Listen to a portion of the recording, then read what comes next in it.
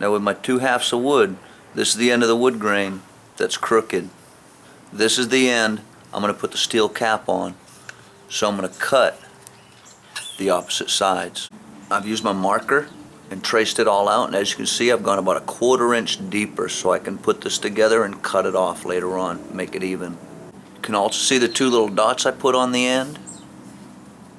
This so I can transfer from piece to piece and make sure it's in the same spot. And up here on the point, I'm also going to measure in and mark so I know exactly where my point is going to go on that. You only get one chance, folks.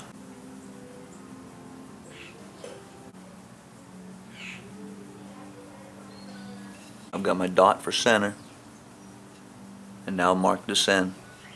So your blade is the same way.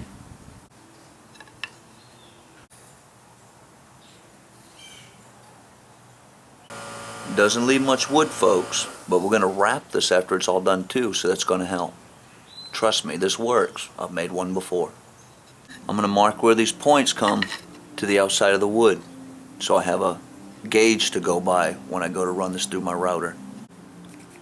Making 2 marks, one for each section where that blade starts coming down. I measured half of my blade width up in here and marked it. And that gives me my blade width. I have 2 different router blades here. I'm going to start with the small one. You can see how I set my depth right here according to my line. My other one runs exactly the same, so that's where I'm going to cut it at. And I've also set my guard so it's going right down the center for my first cut.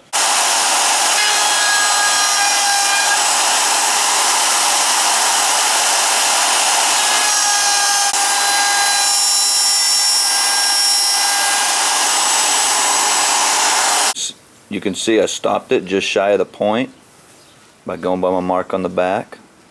I'm going to cut a nice groove all the way down there, folks. A little bit deeper than we want, but I think it'll be alright.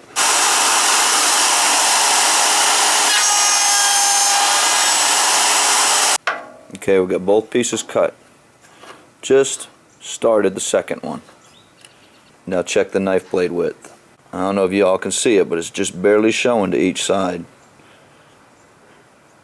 I think that'll do alright. Okay, now you can see I bumped my cut over about 3/4 the width of that blade, and I'm just going to keep doing this alternately. I actually cut right out to the edge. I was very, very careful, and I just need to go in and clean up the top here with a Dremel and see how she fits. This is where we find out if it got cut properly or not. I'm just holding it together. I still haven't trimmed it up. It drops right down in there, no resistance. Just a pinch of wobble. Fits real good. Pretty good.